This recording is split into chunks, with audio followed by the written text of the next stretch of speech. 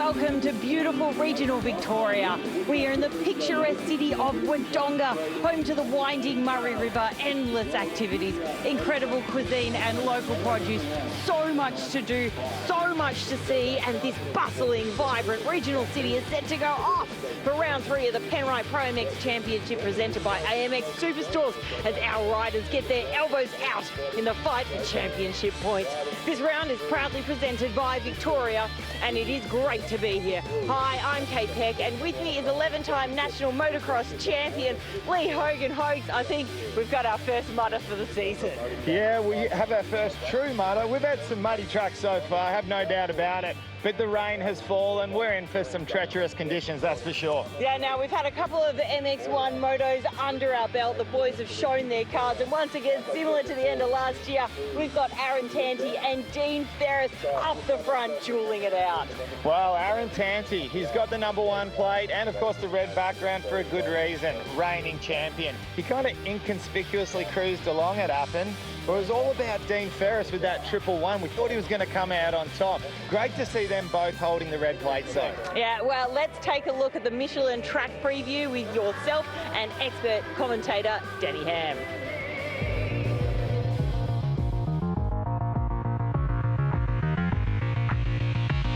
Welcome to our Michelin track preview here for round 3. There's so many key elements to the track here at Wodonga, in a place that is traditionally known as a hard-packed circuit. We've got super high-speed corners, we've got some very tight corners, and as we can see here coming out of turn 2, we've got dirt that's like chocolate cake, almost like kids' Play-Doh. It's that nice and tacky. And that, as we turn to our left and have a look down here, brings us to what we call the woods section, and quite possibly the most famous part of the track here at Wodonga. A part of the track that gets next door to no sunshine throughout the whole day. If we have a look through here, the very first thing that we're presented with is a G-out that holds so much water. The straight line ruts that we get here is just phenomenal, and it certainly sorts the riders out, that's for sure. Which brings us to our next part of the track.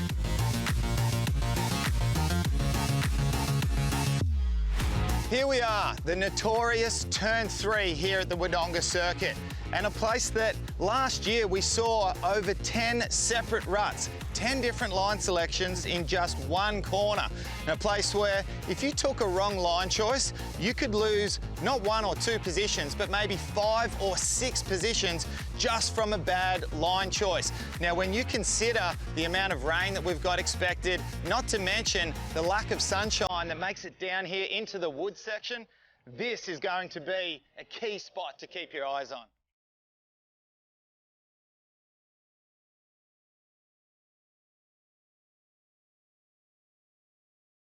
Now the circuit here can be broken down into a couple of pieces. The very first part, or the first half of the track, is quite open, it's very fast.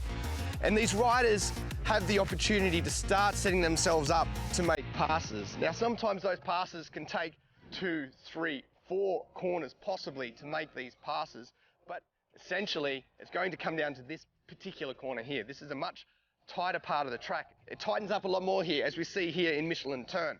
Now, there's going to be plenty of different lines for the riders to choose through here. As you can see right now, the surface itself in this particular part of the track, it's quite sandy. They've brought in some different type of material that's going to try and create some more of these lines. However, it looks good at the moment.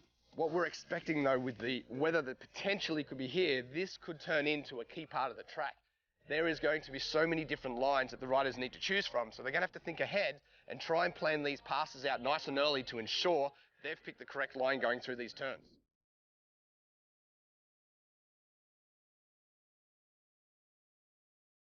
Michelin Turn was just the start of the tightness to this part of the track. Right here, standing on top of the massive wall jump, is the first part of the big jumps that will tighten the riders up even more. As they go down further through the track, we go into the final sections where it is even tighter once again. And if it shapes up to what we saw last year, that was the opportunity that a lot of riders had to make the passes right before the finish line. If this track shapes up anything like we saw last year, we are set for some fantastic racing. And that there is this week's Michelin Track Preview. Let's take a look at the Thor MX1 lineup here for Moto1. Kyle Webster, Jed Beaton, Dean Ferris, Maximus Purvis and Matt Moss. Hamish Harwood, Kirk Gibbs, Liam Jackson, Regan Duffy, Luke Cloud. A couple of names there that you would expect to be up possibly a little bit higher as you even look further back in the pack here. Yes, we see Jai Walker, Todd Waters back there in 12th, Brett Metcalf 13th. The big names continue, and all the way down, Aaron Tanti in 18th. Had some real dramas negotiating his way around this very tricky muddy circuit. Now, as we've seen plenty of times before, Lee Hogan, that these conditions really test these riders out, and the qualifying times don't really relate to what the race results will be towards the end of the day. But the qualifying times are always a great confidence booster. For those riders that are down a little bit further in the list, it's how they bounce back, how they recover from that little mental blow early on in the day to when they get into this race and how they can turn it around. Now, we've seen a couple of starts already today, and most of the starts have come from the inside. Right there where we see the 96 machine of Kyle Webster, and they get the opportunity to blast through that water early on. As we're about to get this one underway, who will launch out first? If they can get to that water first. Great jump from Kyle Webster. Great chance, but on the mid part of the track, have a look, first turn. That is Kyle Webster with a very clear hole shot and looks to be 111. Oh, and he's down. Big mistake, and he's come to a complete stop, is Dean Ferris. So that will drop him right into the back of the pack. And have a look at all these lines everywhere. Another big crash just there. Okay, one thing that these guys, we need to point out for these guys, there is no sight lap for any of the races today, simply because of how muddy the track is. None of these riders want to go out, so they need to learn every single line, every part of the track on the opening lap. Now, you can have a massive advantage, like we see right here for Kyle Webster, who has a clean track in front of him. He has no one to negotiate. He gets the chance to move around just a little bit, and at the same time, he has the opportunity of opening up that small gap, which right now is quite an extensive gap over everyone else. In second place, Moss. That Matt Moss just nearly went straight over the handlebars from hitting what almost looked like a bottomless quicksand pit, didn't it? And that's exactly what happened to Dean Ferris. Now, we're going to have a little bit of a look. Our timing and scoring says he's back in 16th place at the moment. As we have a little bit of a read through here, Kyle Webster, still Matt Moss in second. Todd Waters, after not the best qualifying, back there in third, and Jed Beaton up there in fourth place, who was also one of our top qualifiers. Our 100% whole shot award going to Kyle Webster by a country mile. So while you were looking at that screen, there's been a couple of passes made nice and early. Jed Beaton actually has got around Matt Moss and Todd Waters, who sits there in third place as well. Made them passes nice and quick, and he knows the importance of getting up there early in the race and trying to make these passes and moves early. Now, while we're in this early stage of the race, Danny, would like to say a huge thank you to this event proudly supported by the Wodonga City Council and presented by the Victorian Government. A huge thank you. There is Todd Waters just on the outside run, Matt Moss right there behind them. There's a couple of names that I expected to be up there early in this one, and that's the New Zealand riders as well, of Maximus Purvis, who looked sensational in the qualifying sessions, looked really, really fast. So expect to watch how he makes his way forwards in this race. But as we've seen earlier on today in the previous races, it's all about survival. Right now, these riders need to learn the track the best way around it, and then they can start moving forwards. Well, that's exactly right. As you mentioned before, they had no siding lap, so they had no clue where the lines were, and there's certain parts of the track that you just can't see. We've got a little bit of a replay here. Oh, and that was a little bit of a coming together. It looked to be 81 was Joel Evans. So one of our privateers coming unstuck there and just clipping the back of another motorcycle. But on screen at the moment, Todd Waters, both feet down, a little bit of a paddle through there, but he's circulating not too bad whatsoever. This, as I mentioned earlier, treacherous turn 3. It hasn't formed the amount of ruts that we saw last year, but it's clearly such a difficult part of the track. Well, it's hard to say how many ruts are out there. There's there's so many hidden ruts that these guys cannot see simply because of this moving live surface that they've got underneath them at the moment. That mud just slides from side to side. It covers up a new line, and then all of a sudden it appears again. So it's a real big thing for these riders to make sure they stay on the game. As we see another rider just off track there, getting back on straight away, so that's good to see. But there's a lot of riders starting to move through. I wonder who that one is up the inside just there. this looks like, is that Cloud's riding style? Yamaha, there is Tanti just in front of him. So Tanti's just moved up into the top 5 then. We've already got riders coming in, just trying to, we've got a glove coming off here, so, okay, so quite often, Danny, when a rider goes down, hands and palm first, goes straight down into the mud, makes it almost impossible to twist that throttle or even to hold on. So, but to go in and see mechanics to change gloves, that is just the last thing you want to be doing at this early stage of the moto. Well, 20 minutes though, Lee, to try and battle it out for a grip you can't hold on to. I think it's not too bad an idea. However, you've got to weigh up the option. Are you going to have enough time and enough speed to regain all that time you've lost in there? It's a bit of a tough one to call. We can see at the moment Matt Moss far outside, looking extremely colourful on the 102 Yamaha machine. Now, once again, we gave props to him at the last round at Appen for tackling 40 degrees heat, and then once again here doing likewise in mud in the outdoor motocross when he's coming straight off the back of a Supercross campaign in America. Now, for those that have been following closely, hit his head exceptionally hard on the ground, and we're lucky to have him back here and lining up on the start gate. So, no surprises to have him up here well and truly in the top 5, doing a fantastic job. So there is Tanti on the big red at number 1, but not far behind him, and actually just up to the inside there. We just caught a glimpse of him. It looks like, is that the radiator shroud? No, that's all right. Up the inside there was the 145 of Maximus Purvis as well. So keep an eye on this too. These battle might start to come in. But the thing is with this too, Lee, is that these two riders, they can't come too close together. The amount of roost that you cop off them, you kind of need to pre-plan where you want to make that pass, where you think you're better on the track, and then make up the distance then and make the pass happen straight away. You can't spend time sitting on the back wheel of the rider in front of you. Absolutely, and of course our rider back in 5th place at the moment, carrying that red plate and taking the overall, Aaron Tanti, did not quite get the credit due at the last round at Appen when I made a little bit of a mistake calling it with the back-to-back calculations, and originally we thought it went to Ferris and of course it went to Tanti. So he sort of inconspicuously snuck his way through the day, didn't he? He just came alive at the latter stage, and to take the win, what a fantastic job. All right, let's go down to Kate. Just a quick update on Luke Cloud. I just spoke to his team. They know that he went down in the first section, but they do not know how he went down. So that is why he's sitting where he is in terms of the time. Well, one of the riders there just stuck up the inside. We didn't quite see who that one was, but that's not an uncommon sight at the moment with the way the track has formed up. There's a lot of deep areas on this circuit that has caught out a lot of riders. You can see just there battling it to try and clear that bike out of the mud pit. Tanti, though, is looking pretty strong at the moment, sitting there in 5th place. Remember, he is the red plate holder. But you do have to look at the likes of Beaton, who isn't that far behind in the championship, currently sitting in front of him and will be gaining some good points. There is Dean Ferris, the other red plate holder, the joint red plate holder, as they both tied on points for the championship after the first of their rounds at Appen. And he sits a couple back at the moment from Tanti, so he needs to move forwards to start battling it out. I feel we're going to see them two riders together a lot this year. Now, last time around, Kyle Webster logged himself at 2:21 as opposed to a 2:28 from Beaton. Todd Waters was 2:32. So no one is even on the same planet as Kyle Webster at the moment. It is mind-blowing the speed this guy's putting down. Oh, down. That's Tanti. Tanti, and almost collects the back of Moss. Was that with the bike just going end for end?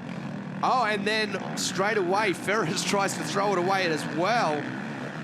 Wow, it honestly just shows that Joel Evans, I think, the 81 machine, quite possibly. Yeah, looks like.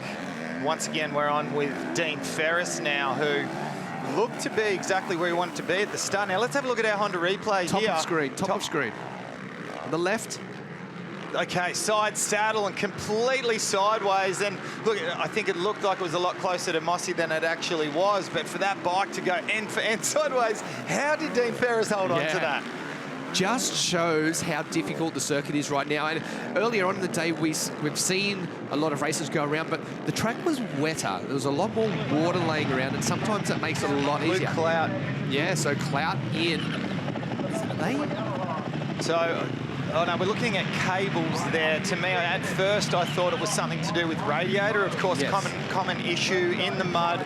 Radiators jamming up with mud, bike overheating. Not the case. They look like they're playing around with cables there. So, Stretched the throttle cables are just there. I think possibly we might be looking at a bit of a sticking throttle. yeah. Only speculating. But with the way they're trying to reef out them cables, it looked like they're trying to free it up just a little bit. To get the tiniest bit. Well, you know, when you're feeling that throttle and you can feel that there's no free play when, you know, most riders like different amounts of free play, but you've got to at least have a couple of mil. So they might be trying to get that happening. Wow, it's certainly turning around already. Now, what I was trying to say was, with the water on the track earlier, it seemed to have been a little bit easier. The mud would fall off the bikes. It's starting to dry up and it's starting to get clumpy and heavy. Sometimes it's harder to ride these conditions rather than full wet. Yeah, and quite often, Danny, what happens is it gets worse before it gets better, and you see the bike start to clump up. That's when all of a sudden suspension settings really need to be changed, because it's kind of like putting an 80-kilo bloke on the bike, all of a sudden throwing a 100-kilo guy on there. You would totally, not only would you change the clickers, you'd almost need to change the spring rates and certainly your ride height settings. So this is where it becomes interesting. Have a look at the depth of the mud in that corner. And he just made it look so easy, did Kyle Webster. Very impressed with the way the Honda rider is going at the moment, just floating across the top of this mud in most areas. Where we see a lot of these bikes diving into it, he seems to have this ability to just stay up on top of it, but you can see how picky he is on his lines as they come through that section just there, making a pass on another rider that's stuck in that corner. All right, quick little look at our top five. Of course, Kyle Webster with our race lead at the moment. Jed Beaton back there in second. Todd Waters in third. Dean Ferris from Matt Moss.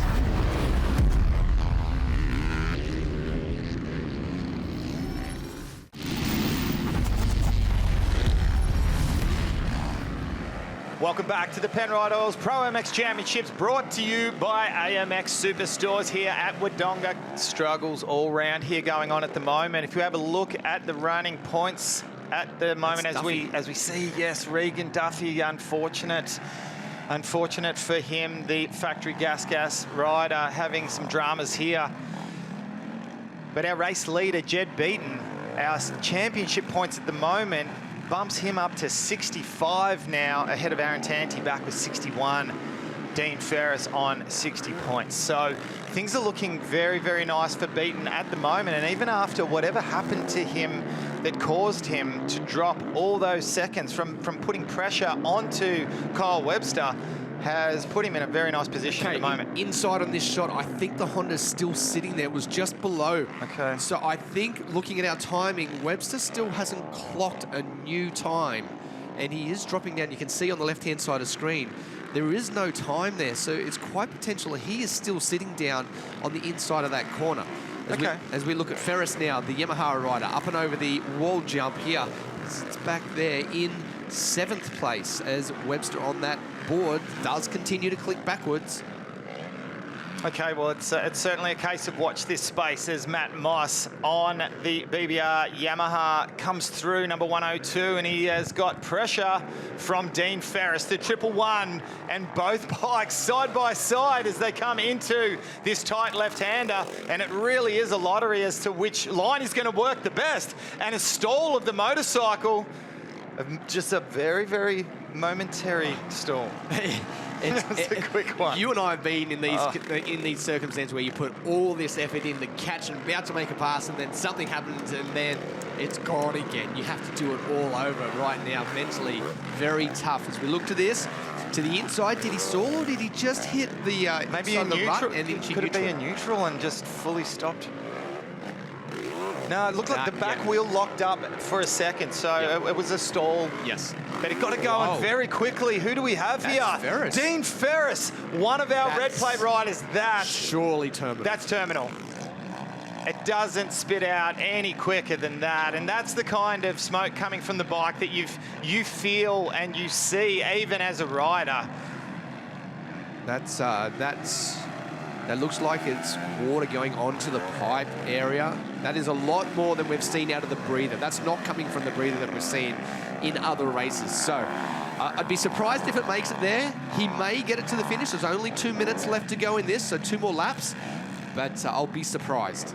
Wow, that's mind-blowing, and what footage to see. I can only imagine what it must be like to be on board like that. And the rider behind, it's like a smokescreen to have to try to go through. Yeah, right. The riders behind him are not going to see the lines. Maybe that's going to be a saving grace for him to hold that position. I'm going to ask you, Danny, it might be a silly question. Is that water smoke or oil smoke?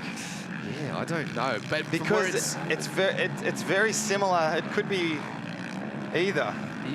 We'll try and, if we get near a camera when he comes past, we'll see if we can hear the bike. Oh, he would for sure be able to see that. He'd be feeling the heat from that, without a doubt. I'm scratching my head to actually recall seeing a bike to this extent smoke this much before anywhere around the world. I know we've seen some crazy things happen before, but it's only a matter of time. You would think, certainly. I mean, even if it does make it to the end, what damage is going to be done? Will it be able to go out for the next race? I'm unsure, but he's now back up onto the back wheel of Moss. Look at the smoke. It's crazy. And in a situation like this, as ex-riders, I'm sure you're feeling the same thing. The only thing that you can pray for is that if this bike's going to lock up, it doesn't do it at the base of a jump. Moss past Tanti right there. Completely caught us by surprise. Wow. So Moss has just gone up one more. He's just reached over to try and readjust that clutch. Now, did Tanti have an issue because that happened all too quick? Or is Moss just simply moving forward? Tanti doesn't look to be running so fast himself. So both of the red plate holders just find themselves adjacent to each other on the track. This is just fantastic. Right, have a listen to here. See if we can hear anything. It sounds okay still. There's no obvious noise from where we are there. I mean, if we are a bit closer, we might be able to hear. Look at this. Ferris knows how important this is. He is going to just continue to push this. And Moss off the side of the track while Dean Ferris makes the pass. So much action going on at the same part of the track, and now we can't see anything due to this smoke coming through.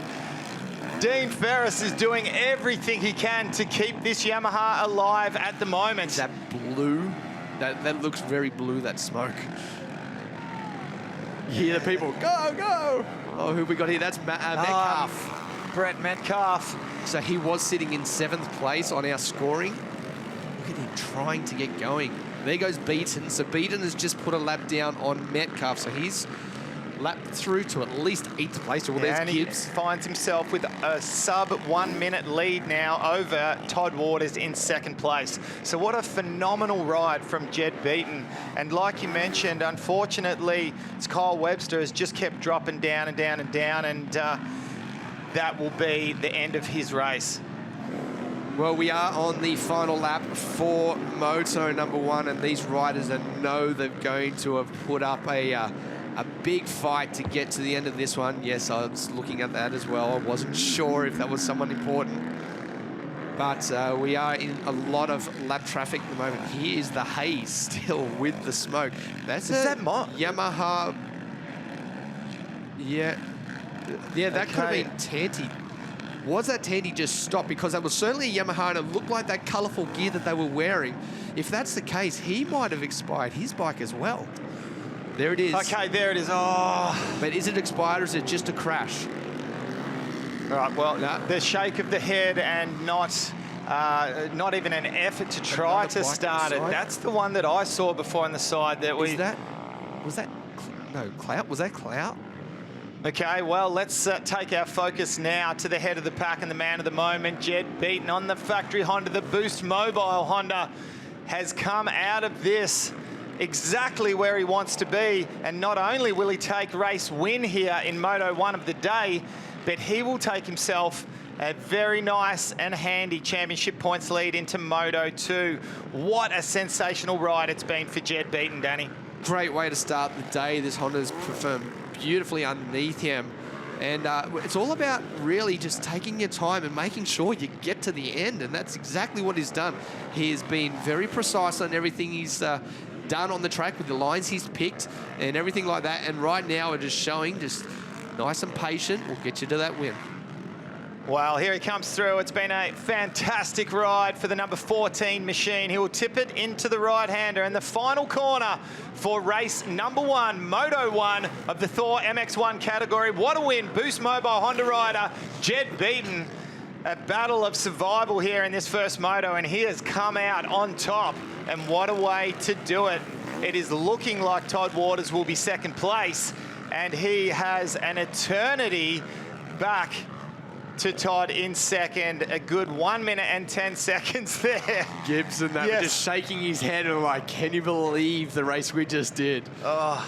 Yep, said that at the start of the day. It's going to be about surviving the day and getting that bike running through all the way to the end. As we take a look at the Thor MX1 Moto number 1 results, Jed Beaton, of course, your winner in this one. Todd Waters, Hamish Harwood with a great third place. Jai Walker, we didn't even mention. Jai Walker, congratulations. Fantastic. Kirk Gibbs there in 5th, Maximus Purvis. Brett Metcalf, another privateer. Liam Jackson, congratulations. And Dylan Wood up there in 9th in front of Regan Duffy. Zachary Watson, John Darroch. There is Dean Ferris back there in 13th place. Matt Moss, Tanti, Sigliano, Evans, Clout way back there in 18th after some adversity early on in this race. And there is Webster back there given 24th, so he collected a lot of laps up the front before going out. But unfortunate for him, that DNF or whichever it will be, whatever it was, will certainly be a point hurt. But let's head down to Kate with our winner. Wow, you are now leading the championship, Jed Beaton, by 1 point on the Boost Mobile Honda. Did that MXGP experience of yours help you out there?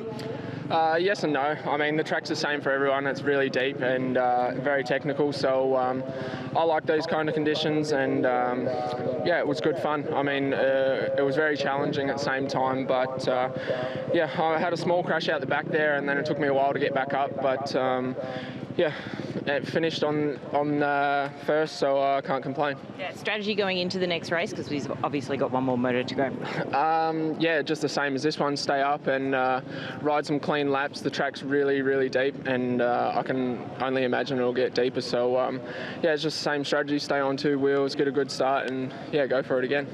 Good work. Thank you. What an event it has been so far, Danny Ham. We have had mud, we've had ruts, we've had crashes, we've had everything. Don't forget the bikes blowing up, all the other curveballs that have been thrown. But this is the final race as we look at the MX1 for MX1 Moto2 lineup. Kyle Webster, Jed Beaton, Dean Ferris, Maximus Purvis, Matt Moss, Hamish Harwood, Kirk Gibbs, Liam Jackson. Privateer had a great result first race. Regan Duffy, Luke Clout are the 10 of this one. Jai Walker, Todd Waters, fantastic in Moto1. Brett Metcalf hoping for more here in Moto2. Dylan Wood, Levi Rogers, Joel Evans, just to name a few.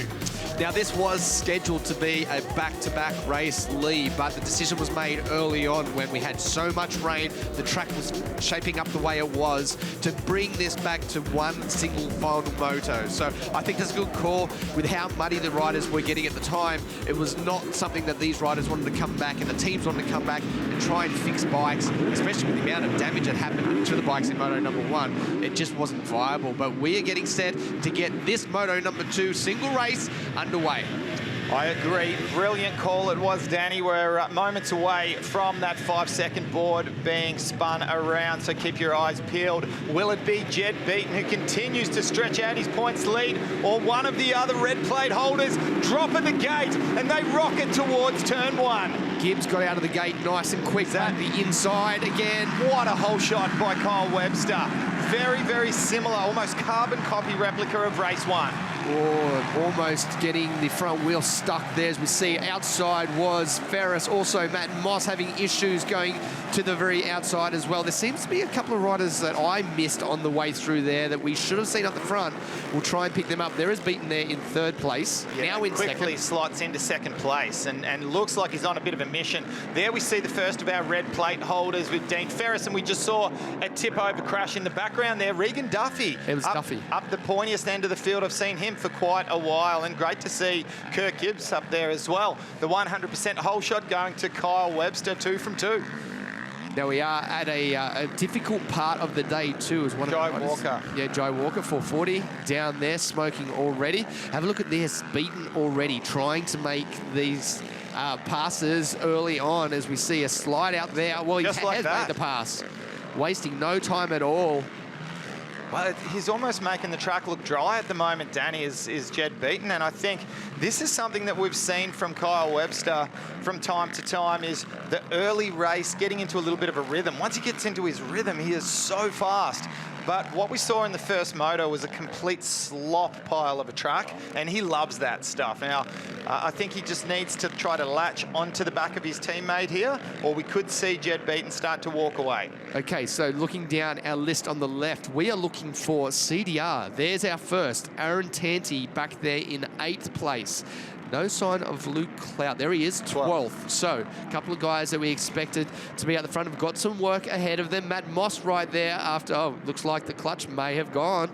Yeah, that certainly looks like a clutch issue. Now, winding it back that way, he's trying to get he's trying to get rid of free play, I believe.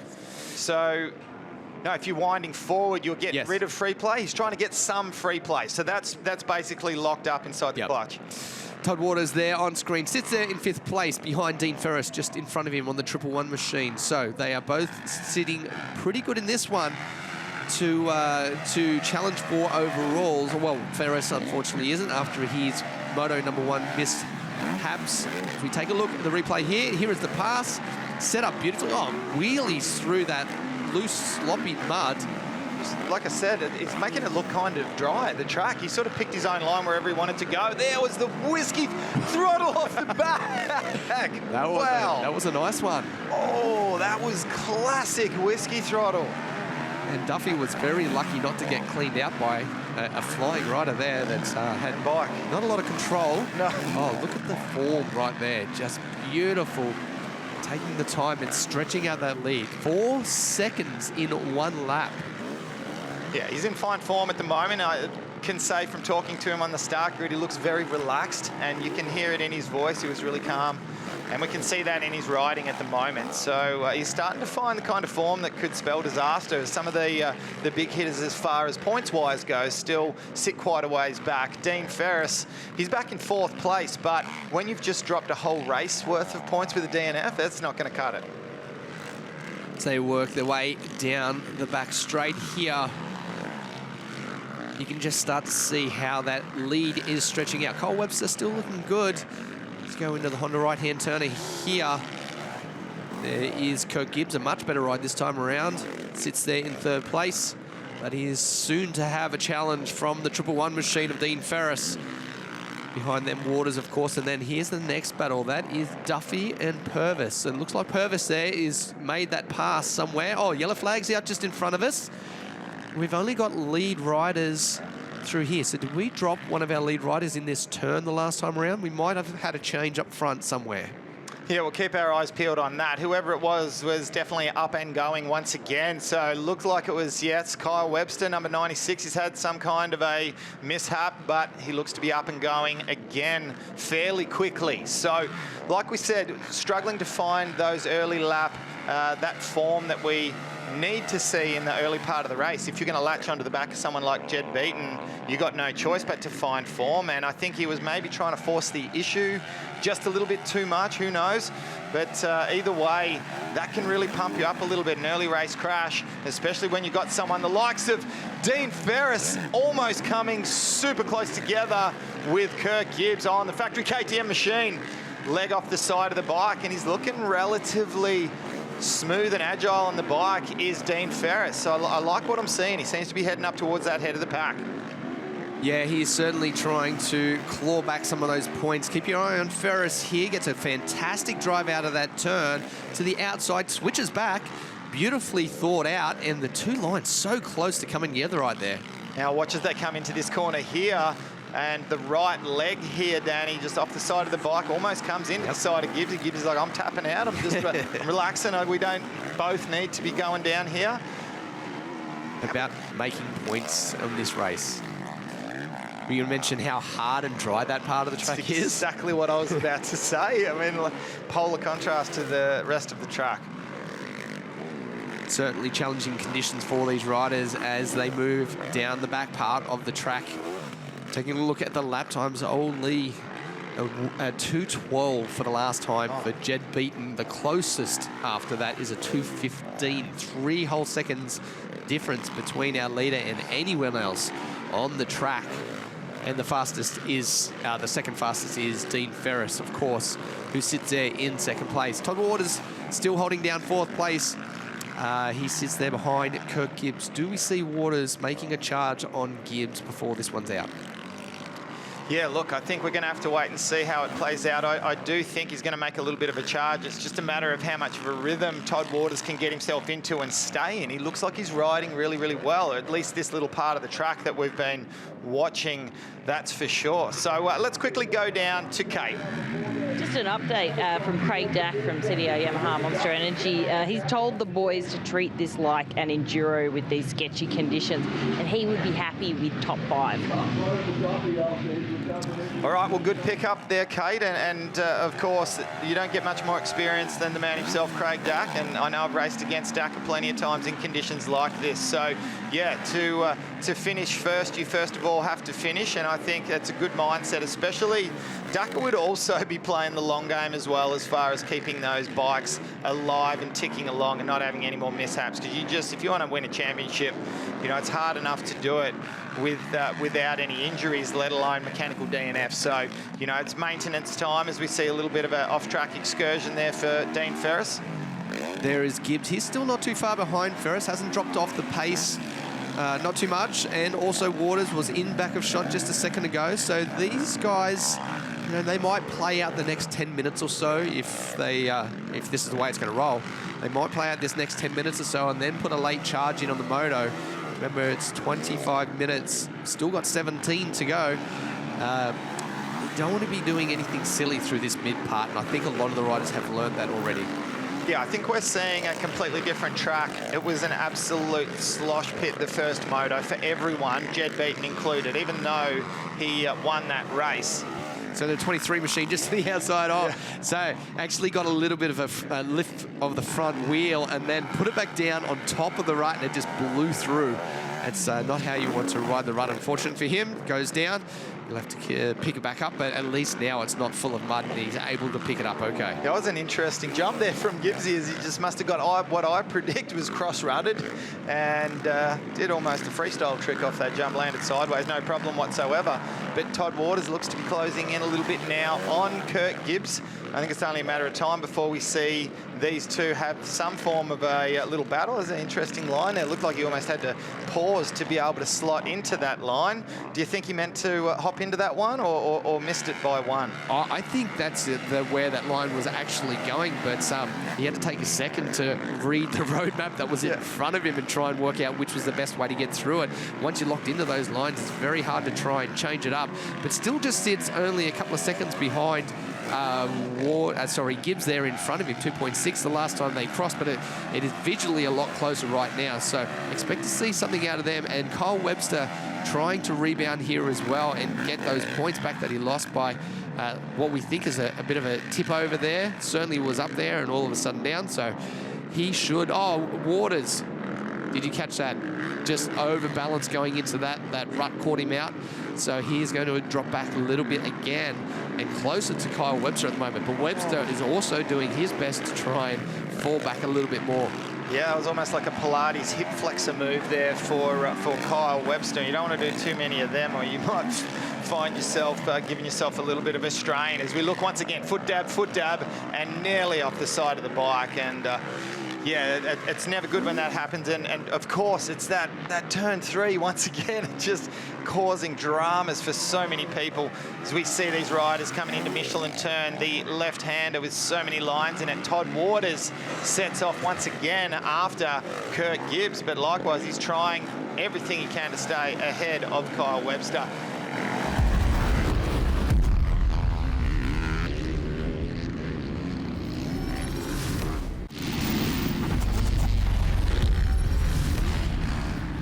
Welcome back to the Penrite Oz ProMX Championships, brought to you by AMX Superstores. Yeah, great job from all of these guys. But Boost Mobile Honda rider on screen at the moment, Jed Beaton, is the man at the moment. A little bit of a G out there in some of the sloppy dirt, and it is closed up at the head of the pack now. We've only got, well, I'm going to say we're just over 1 second now, and it is on. I think we're about to see a battle erupt for this race win. Like you said, does Jed Beaton battle? It clearly doesn't need to win this race to get the overall, of course, with Dean Ferris having a DNF in Moto1, but these are valuable points. 3 points the difference between first and second. They are valuable points, but at the same time, if he was only 10 points off, for the overall on the day, then 100% battle it out. But he had a full race DNF points lost, so it's a tough one. Do you put yourself in that position? Clearly, though, at this point, Ferris is the stronger rider. Yeah, absolutely, for sure. But I think with a track like this, it's one thing to get straight onto the back of someone. It's another thing to immediately get past them, especially when it funnels down into those parts of the track. What a line from Dean Ferris. Both riders almost coming together, and wow, that was an incredible pass. Yeah, it's another thing to make an instant pass. Instant pass, yeah. Yeah, thanks, Dean. Yeah, no worries. Well, I think maybe Jed might have just been caught off guard a little bit, but there's no fight back there. No, and look, I think it was a mistake. As we watch again, watch the replay here. A little mistake. Yes. Ball hit an exceptionally sharp bump there from Jed Beaton, combined with Dean Ferris dropping the hammer and just going, I don't really care what happens here. Oh, there you see it, Danny. Yeah, you call it. 2:09, that last lap around for Ferris. So again, the fastest lap of the race. So he is on a charge as we move to the tail end of this one. Through the Maxxis left-hander does Dean Ferris. There is Beaton to the outside, still holding that line that he was paddling through there earlier on, as Ferris sits in behind lapped rider right now as they go down towards the Michelin left-hander. Left rider clearing out the way. So it looks like the way we go, Ferris could get this win in this moto. And here's the point that I was making before. As we look at the moment, it's still, our timesheet's still saying Jed Beaton in the lead, and it has him at series points with 90 and Dean Ferris at 67. Well, that's about to be a 6-point swing. When that actually swings around and Dean Ferris gets into the lead, we're going to see that change around dramatically. And, I don't personally think Jed Beaton, he's not going to be too happy about that. And if he had anything to say about it, I think he would have wanted to rebound immediately. Aaron Tenty on screen. Oh, again, an issue right there. He's got Metcalf right behind him. He's looking very strong as well. The potential to maybe lose another spot, as Metcalf is pushing very hard back there in 8th and 9th for these two. Okay, so we've just had the shuffle around of points. So as it sits at the moment now, Jed Beaton 87 to Dean Ferris 70. Now it doesn't look anywhere near as bad as what it did. So there they are, the provisional points as they run right now down the bottom right-hand side, 87 to 73, compared to 70 points back there for Ferris. Todd Waters 69, 58 for Aaron Tanti, who's going to be the biggest loser out of this one for today. But there's still plenty of motos to go. Back at the head of the pack, we have Dean Ferris, 111. Jed Beaton back there in 2nd place, and that was a very quick pass and escape with a little bit of a gap put in immediately. Almost 5 seconds now. Look at the very edge of the track line that these riders are using, trying to find the smoothest part, the driest part, the easiest part of the track to continue this race, to finish it out. And there is the 153 of Hamish Harwood back behind Metcalf as well. So we saw a big charge there a moment ago for Metcalf. Oh, he looked like he was closing down on Tanti, but again, Tanti has opened up that gap once again. A little bit uncomfortable there for Brett Metcalf in the AMX Superstores left-hander there, the second last corner before the finish line. But how many foot dabs have we? I wish, if I had $1 for every foot dab we've seen today, you'd be doing pretty good, wouldn't you? There is Gibbs, still holding down 5th, but again, Waters has closed down that gap. Can he do a late charge? He's been held up just a little bit, just there onto the tabletop, to go into this left-hander again, and drops back once again with 1 minute and 20 left on the clock. I'd say we've got a couple of laps still to go in this one. And I know these riders, all of these riders, will be glad to see the back end of today. Probably not so much Jed Beaton. He has done an exceptional day, but a lot of these riders will be happy that this one's closed out and they'll have their sights set on the next round at Maitland. It's been a tough day for a lot of riders. Exceptionally tough, and what an awesome launch there from Kurt Gibbs on the factory KTM machine. And like we mentioned before, Jed Beaton slotting his way up and will be securing the top end of the championship points chase at the end of the day. So impressive to see Kurt Gibbs will be 73 points and in second place. Yeah, great to see Gibbsy up there still challenging it out. These guys have been around a long time, know how to run championships, what is required to be up there contending for those championships. As we see the, no, not the last lap board, still it's 22 seconds, so our leader will get the last lap board around the next time. So 2 more laps to go here for Waters. Can he close that gap down? But Gibbs seems to respond every single time he gets close. He does, and it's like those two seem to find each other on the track, don't they? Great to see both Gibbs and Waters battling. Dean Ferris, though, he was on a mission from the moment the gate dropped in this particular one. It started off, oh, big step out sideways. He'll rebound very quickly and get that focus back on the track one more time into the Maxxis left-hander and head off into the distance. Jed Beaton still back there on the Boost Mobile. Honda in second place and staring down the barrel of an impressive overall victory here for round 3. There is Beaton just in background now. He is, yeah, there's a gap. Have a look at this. Have a look at the wheels, the back wheel here stepping out. Oh, it's actually the front wheel that caused it for Ferris, just off edge of track. That is absolute edge of track, and that's the reason for it, but very well picked up and adjusted for. I was going to say, although we are getting towards the very last part of this race, that Beaton still is there in a position that if there is a mistake, that he can monopolise on this. No goggles. Goggles off once again, Danny. So for the second race in a row, I tell you what, I think Jed would have to be pretty frustrated with what he spent most of the race in the lead. So obviously having some form of goggle issues, but it's good to see from a commentator's perspective and also from our people sitting at home watching on their televisions to be able to see into the eyes of the rider. You can read a lot about their state of mind and about their mode and how they're attacking the track when you look into their eyes. Last lap board is out now for the front 2 runners, as they're the only ones that have come across the finish line at this point. There is Ferris just atop the screen. They go through the matrix turn just there, the left-hander across towards the mechanics area for the final time of today's round number 3 here at Wodonga. They have only got a small amount of riding to do. Only 1 more lap of no mistakes to close this one out. Beaton still looking pretty strong. Jed Beaton on the last lap, 2:07. Just did the fastest lap by a long way. Yeah, and look at 2:09 for Dean Ferris. So, Danny, I'm going to ask the question, am I right in thinking that the track's just finally starting to come into its own? We're starting to get drier and drier lines out there, and riders of this caliber, as they get to know this track better, they're finding their lines? Yeah, there's certainly lines that have formed themselves up to give these guys a much better attacking position on the track, and the way the lap times have come down in this race alone suggests that everything is turning around for the track. Although it is still very technical with all the ruts and it is a little bit choppy rough, it is opening up these potentials. Yeah, just a quick little confirmation, Danny. If positions stay exactly the way they are, it is Jed Beaton that'll take the overall victory on the day here at Wodonga. From second place, Todd Waters and Kurt Gibbs back there in third place. So a couple of podiums for these guys that are well deserved with only moments to hang on. We are on our last lap here, so only a couple of corners to go for the 111 of Dean Ferris, who has rebounded very similar to the way that we have seen Nathan Crawford rebound a couple of times, and the only way that Ferris knows how.